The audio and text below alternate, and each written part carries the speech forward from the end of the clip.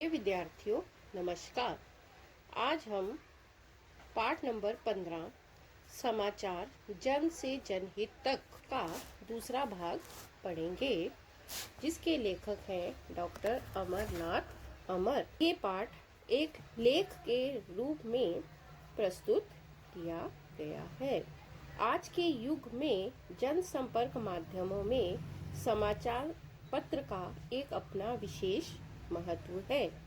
समाचार पढ़ने का माध्यम है। रेडियो के माध्यम से हम सुन सकते हैं और दूरदर्शन के माध्यम से हम देखने और सुनने का कार्य करते हैं। इस लेख में समाचार पत्रों का हमारे जीवन में कितना महत्व है तथा समाचार के माध्यम से हमें कौन कौन से रोजगार के अवसर प्राप्त हो सकते हैं, लेखक ने इस विषय की जानकारी दी है। प्रस्तुत लेख में समाचार की आवश्यकता, महत्व और भविष्य की विविध संभावनाओं को भी बताया गया है। तो अब हम पेज नंबर 91 का पहला परिच्छेद पढ़ते हैं। यूँ तो हर कार्यक्रम की रिकॉर्डिंग और प्रस्तुति में सामान्य कैमरा का प्रयोग होता है, लेकिन समाचार वाचक जिस कैमरे को देखकर समाचार पढ़ता है उसमें टेलीप्रॉम्प्टर की सुविधा होती है। टेलीप्रॉम्प्टर के समाचार पढ़ते समय समाचार वाचक टेबल पर नीचे नज़र कर पढ़ने की बजाय सामने स्क्रीन की ओर देखते हुए समाचार पढ़ता है, पर हमें ऐसा लगता है जैसे वे हमारे सामने बातचीत कर रहा है। लगभग सभी टीवी चैनल पर समाचार पढ़ने की तकनीक एक जैसी होती है। समाचार वाचक के लिए प्रभावशाली व्यक्तित्व के साथ साथ सुयोग्य आवाज़, उच्चारण की शुद्धता, भाषा का ज्ञान, शब्दों का उतार चढ़ाव एवं भाषा का प्रवाहमयी होना बहुत ही ज़रूरी होता है।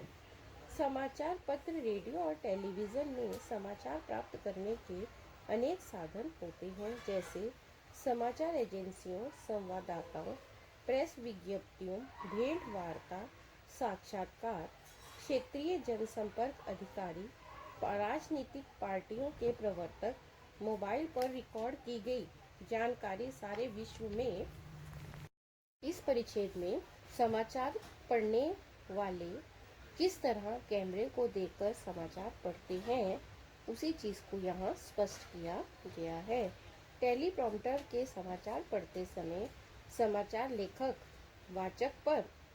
वाचक जो है वो टेबल पर नीचे नज़र कर पढ़ने की बजाय सामने स्क्रीन की ओर देखकर समाचार पढ़ते हैं, पर हमें ऐसा लगता है जैसे वह हमारे सामने क्या कर रहे हैं, बातचीत कर रहे हैं। तो समाचार वाचक के लिए प्रभावशाली व्यक्तित्व क्या है? सुयोग्य आवाज़ होनी चाहिए, उच्चारण में, बोलने में, उच्चारण करने में शुद्धता होनी चाहिए और भाषा का भी अच्छा उसको ज्ञान होना चाहिए। शब्दों का उतार चढ़ाव एवं भाषा का प्रवाहमयी होना जो है वो बहुत ही ज़रूरी माना जाता है। इस तरह से समाचार, रेडियो और टेलीविज़न में समाचार प्राप्त करने के बहुत सारे और भी अनेक साधन बताए गए हैं। अगला परिच्छेद समाचार, सारे विश्व में समाचार का संकलन और प्रेषित करने का काम मुख्यतः समाचार एजेंसियां करती हैं। समाचार एजेंसियों के क्षेत्रीय ब्यूरो समाचार का प्रांतीय या केंद्रीय कार्यालयों तक टेलीप्रिंटर द्वारा पहुंचाते हैं और मुख्य कार्यालय उन्हें पुनर्संपादित कर क्षेत्रीय एवं ब्यूरो कार्यालय को भेजता है, जिनके टेलीप्रिंटर रेडियो और टेलीविज़न के संपादित समाचार कक्ष में इन समाचारों को भेजते हैं। भारत में मुख्यतः विदेशी और भारतीय समाचार एजेंसियों में Reuters, press trust of India, PTI, United News of India, UNI, यूनी वार्ता एजेंसियां समाचार उपलब्ध कराती हैं। तो किस तरह से कौन कौन सी एजेंसियां जो है वो समाचार उपलब्ध कराने का कार्य करती हैं, विदेशी और भारतीय समाचार एजेंसियों में Reuters, press trust of India, United News of India और यूनिवार्ता एजेंसियां जो है वो क्या करती हैं, समाचार उपलब्ध कराती हैं। समाचार का एक अन्य प्रमुख स्रोत है प्रेस विज्ञप्तियां। केंद्र सरकार की खबरें समाचार सूचना कार्यालय द्वारा राज्य सरकार की खबरें की सूचनाएं जनसंपर्क विभाग को प्रेस विज्ञप्तियों से प्राप्त होती हैं।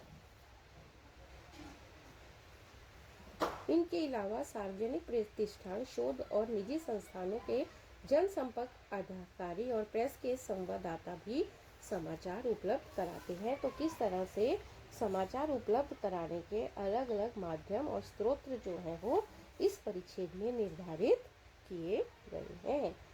अगला परिच्छेद है राष्ट्रपति, प्रधानमंत्री, उपराष्ट्रपति, लोकसभा अध्यक्ष, राज्यपाल, न्यायाधीश आदि के पद गरिमा देते हैं। समाचार में इस गरिमा का ध्यान रखना जरूरी है। आज समाचार का स्वरूप और प्रकार बहुत विस्तृत हो चुका है।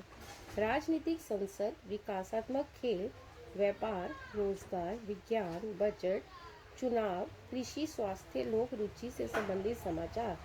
समाचारों की अवधि भी आज अलग अलग है। मुख्य समाचार 2 मिनट, 5 मिनट, 10 मिनट और 15 मिनट के बुलेटिन, इसके अलावा परिचर्चा आदि भी समाचार के ही अंग हैं। परिचर्चा होता है संगोष्ठी, आपस में बातचीत करना। समाचार के कुछ महत्वपूर्ण पक्ष हैं जिन पर ध्यान देना बहुत जरूरी है। समाचार की भाषा सरल और सहज हो, समाचार के वाक्य छोटे छोटे हों, प्रदेश और क्षेत्र की भाषा की गरिमा के अनुकूल वाक्य हो, समाचार में ऐसी बात ना हो जिससे किसी धर्म, जाति, वर्ग की भावना को चोट पहुंचे। किसी भी चैनल पर समाचार की प्रस्तुति राष्ट्रहित एवं अखंडता को ध्यान में रखकर होनी चाहिए। तो इस परिच्छेद में यह बात स्पष्ट की गई है कि हमें समाचार किस तरह से प्रस्तुत करने हैं। प्रस्तुत करते समय हमें कौन कौन सी बातों का ध्यान देना है। आज देखा जाए तो समाचार का स्वरूप जो है वो बहुत फैल चुका है। राजनीति क्षेत्र में खेल, व्यापार, रोजगार, कृषि, स्वास्थ्य से संबंधित समाचार, और समाचार की अवधि भी क्या होती है, अलग अलग होती है। कुछ समाचार 2 मिनट में, कुछ 5 मिनट में और कुछ 15 मिनट के बुलेटिन हैं। इनके अलावा परिचर्चा को भी समाचार का ही क्या माना जाता है, एक अंग जो है वो माना जाता है। लेकिन हमें ये चीज़ भी बहुत ध्यान पूर्वक रखने की बात है कि समाचार की भाषा बहुत सरल होनी चाहिए और समाचार के वाक्य जो हैं वो बहुत बड़े नहीं होने चाहिए, बल्कि वाक्य कैसे होने चाहिए, छोटे छोटे होने चाहिए। समाचार में ऐसी भी कोई बात नहीं होनी चाहिए जो धर्म, जाति और वर्ग की भावना पर, ये विचारों को क्या पहुंचाए, चोट पहुंचाए। किसी भी चैनल पर समाचार की प्रस्तुति राष्ट्रहित और एकता को ध्यान में रखकर होनी चाहिए। छेद है, इस क्षेत्र में रोजगार की बहुत सारी संभावनाएं हैं। प्रोड्यूसर और समाचार संपादक के लिए यूपीएससी की परीक्षा देनी होती है। कैमरामैन, वीडियो संपादक, ग्राफिक आर्टिस्ट मान्यता प्राप्त संस्थानों से डिग्री, डिप्लोमा लेकर इस परीक्षा में भाग ले सकते हैं। इसी तरह इंजीनियरिंग विभाग में डिग्री, डिप्लोमा लेकर संबंधित परीक्षाओं में सफल होकर रोजगार प्राप्त कर सकते हैं। संवाददाता और समाचार वाचक भी स्वर परीक्षा, साक्षात्कार आदि द्वारा निपुण हो सकते हैं। दूरदर्शन में जितना महत्व पर्दे पर आने वाले लोगों का है, उससे तनिक भी कम महत्व पर्दे के पीछे काम करने वालों का नहीं है। इस क्षेत्र में अपनी योग्यता, क्षमता और प्रतिभा के अनुरूप रोजगार प्राप्त हो सकता है। वस्तुतः रेडियो, समाचार पत्र और टीवी पत्रकारिता एक मिशन है, उत्तरदायित्व और कर्तव्यनिष्ठ है। देश के प्रति जागरूकता और सामाजिक सरोकार के दायरे में जनहित का महत्व है। समाचार संचार के क्षेत्र में जनहित एक मशाल है और पत्रकार उसकी एक किरण। आवश्यकता इस बात की है कि सब मिलकर देश को गौरवान्वित करें। सफलता राष्ट्रीयता, एकता, अखंडता, सद्भाव और भाईचारे से प्रकाशमान करें।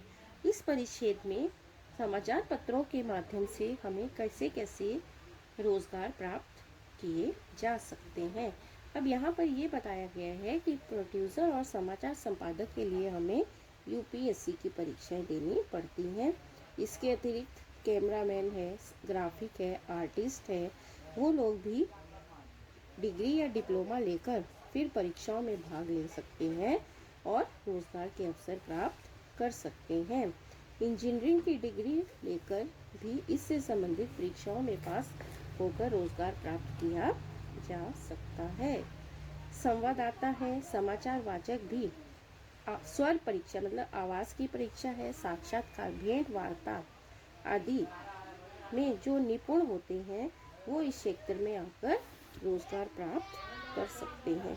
अब यहाँ ये बात भी स्पष्ट की गई है कि दूरदर्शन में जितना महत्व पर्दे पर आने वाले लोगों का होता है उतना उससे तनिक थोड़ा सा कम महत्व पर्दे के पीछे काम करने वालों का नहीं है।